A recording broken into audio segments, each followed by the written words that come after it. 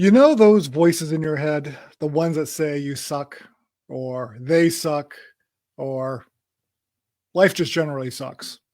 Well, have I got a case study for you? This is Mental Fitness Friday. I'm Larry McInnes and you are awesome. So a couple weeks ago, I met this woman at a party. This woman name's Claudia. She's a lawyer at a major firm.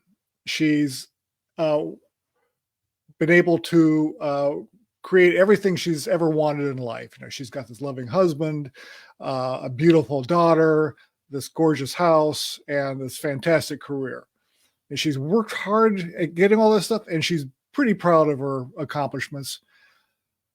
But despite all that, she also has had this nagging inner voice that constantly criticized her and made her doubt herself. So she was aware of these negative thoughts, but kind of figured that it was those thoughts that actually propelled her career.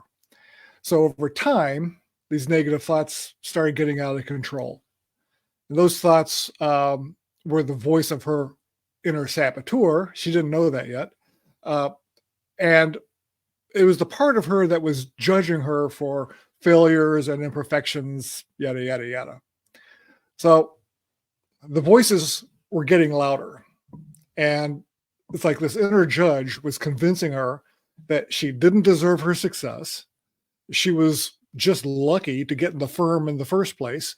And it was only a matter of time before everyone would find out that she was a fraud.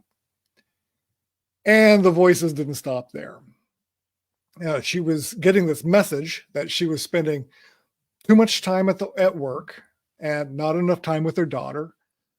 And Claudia was convincing herself that her daughter was growing up to hate her. And it got worse.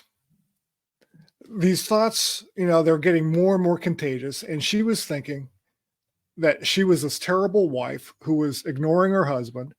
And she was starting to believe that he was actually going to leave her for someone better, better. And then, this thing just snowballs. She made this pretty big mistake with a major case. And she just knew that she was going to lose her job and her reputation and her clients. So she was feeling this intense guilt and anxiety and insecurity. And she started working longer hours because she felt like she needed to prove herself, which was exactly the thing that this voice was judging her on. But it was a catch-22. She needed to spend more time in the office and spend more quality time with her family. And she was getting stressed out and irritable and just miserable, just flat out unhappy. So then one day at work, Claudia had a panic attack in the middle of a meeting and she couldn't breathe. Her heart was beating out of her chest and she had a dizzy spell and she literally thought she was having a heart attack. So they rushed her to the hospital. And after a bunch of tests, the docs told her that it was looking like an extreme case of burnout. So her firm told her to take a break and go get some therapy. So she found this guy who specialized in cognitive behavioral therapy. It's this type of therapy that helps people identify and challenge their negative thoughts and belief distortions and inner saboteurs. So while she was in therapy, Claudia learned that her inner saboteur was not really her true self, but it was a product of childhood experiences and cultural influences and these unrealistic expectations and evolution. So during these sessions, she learned that she had another voice inside of her too, this voice of inner wisdom that was compassionate and supportive and realistic. So over time, she learned how to listen to and trust this inner wise voice and at the same time learn how to weaken and counteract her inner saboteur.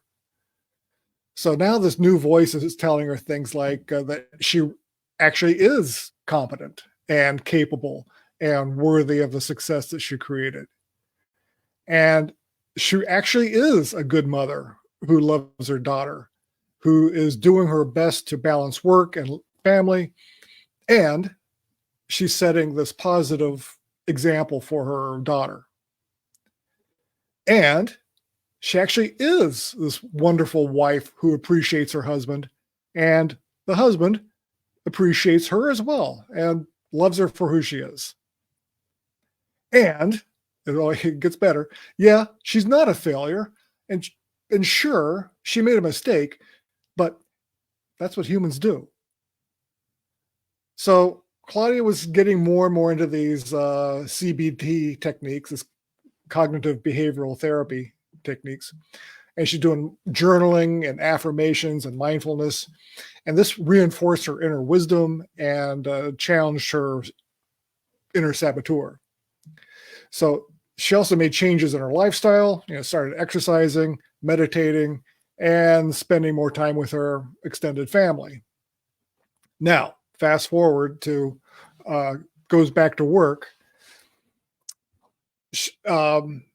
Goes back to work with this new perspective and this healthier attitude. And thank God she loves her job, but she also values her well-being and her relationships. So she found the sweet spot between personal and professional life. And then, at the firm, she and her team, they go back to that mistake. They dissect it, tease it apart, found the underlying problem, reported it to the client, and then boom, the client now has even greater respect for her. So she didn't lose her job and she didn't lose her clients. So I've talked a lot about the SAGE perspective in the mental fitness program and in these videos as well, that every situation brings a gift and opportunity. And I mentioned this to Claudia.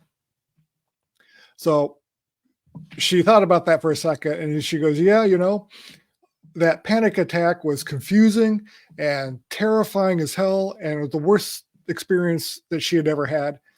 But yeah, in the end, it turned out to be a gift. So she learned that negative thoughts aren't the default setting. And then she could choose which voice to listen to. And that by listening to the inner wisdom, she's living a more fulfilling, more authentic, less stressful life.